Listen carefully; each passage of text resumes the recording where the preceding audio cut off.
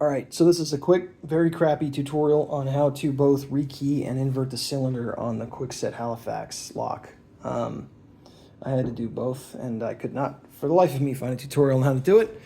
This style of knob's a little bit different from the standard grippy doorknob, whatever those are called. So I had to do something different than any of the other tutorials I could find. So this is like the smart key system. Very, very easy to rekey this. You just take your original key, all that you need for this, and this tool, this is a rekey tool that comes with the lock. You just need your currently functional key, your new key, and your rekey tool, okay?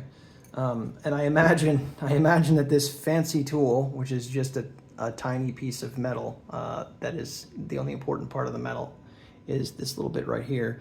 I imagine that this is replaceable with anything else of that size. So the trick here is to just insert your key. This is the one that currently functions. As you can see, we can turn the key. So you insert the key, you rotate it clockwise 90 degrees so that you got the rekey slot here. You're gonna just push the tool in. The documentation that I finally found after much digging around said you're supposed to hear a click when you push this in. I do not hear a click. So you just push it in, that's it.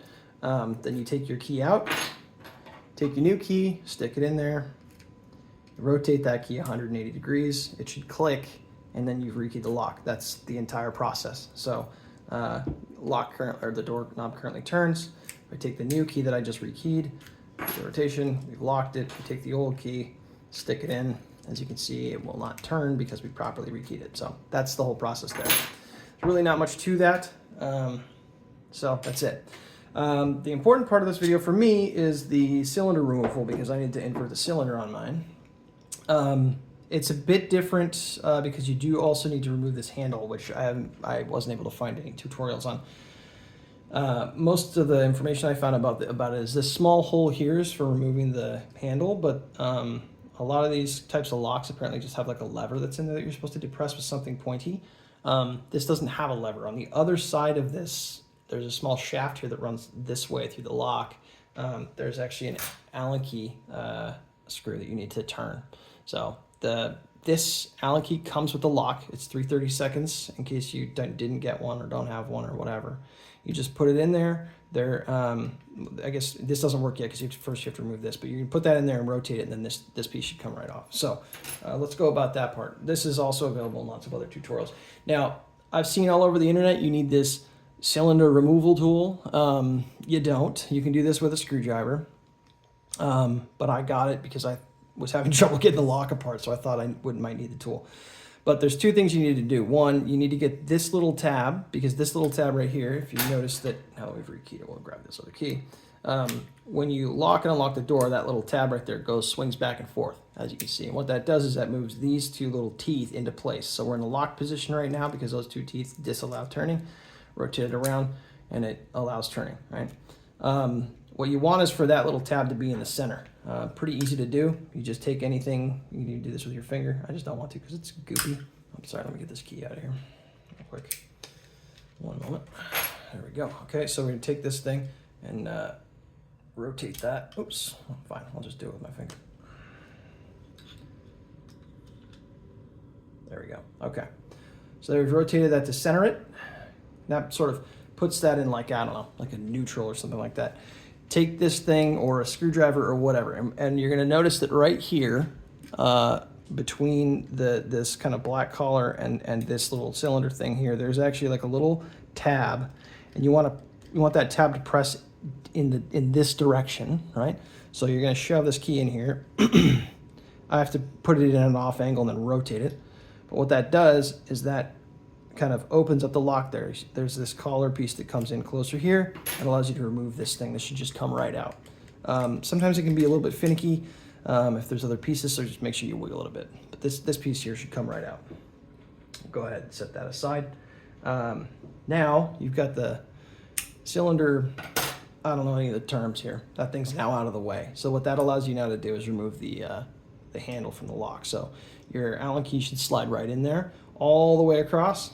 Drop it in, rotate it if you need to get it to drop in. Just give this a few turns, and then you pull the Allen key out, and voila, that comes right off. Lovely.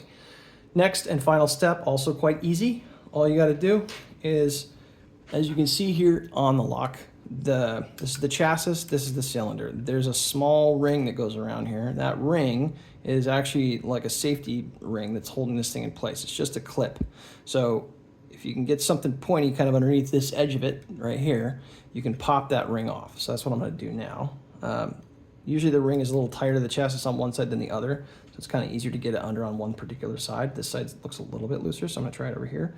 You just apply a little bit of force like that. And as you can see, that ring has started to come up there. See that space? You can do that on the other side, or you can just kind of pull the thing up, whatever, it doesn't matter, it'll pop right off. So there's that piece that comes off, right? And now you can take it right out, no problem. And then you can rotate it 180 if you're trying to invert your cylinder, and then reassemble by putting the pin back on. Now I already correctly did this, so I'm going to go ahead and put it back where it was because that's where I need it. But you know, you can invert it, and then you just reverse the steps to reassemble the lock. So put your collar pin back on there, or whatever this thing is called. Great. Go ahead and slap this guy back on there. Don't forget to do this first. If you do this first and then try to slide that cylinder piece back in there, you won't be able to, because the Allen key, or that little Allen screw that's in there, is protruding, and it actually blocks that cylinder from getting back in. So tighten this back down. I don't think you need to overdo it. I'm gonna go ahead and grab this guy. Now this isn't gonna go in right now because you can see that little silver tab thing right there. That's the lock being in the way of itself. So we got to take our tool, put it back in here. Don't forget, push this out of the way. Now, the first time I did this, this wasn't actually enough motion. That piece was still protruding a little bit, so you may have to get down inside the lock and push more metal out of the way. So keep an eye down in there for that. Otherwise, this thing will get stuck halfway down. But once you get everything properly out of the way, it just drops right in. And what you're looking for here, and you can take your tool out at this point, you're looking for this piece right here to be flush with the base of this area, okay? And then you're all set at that point. So there, now you have your lock, you've inverted the cylinder, all good to go. Hopefully this is helpful to somebody.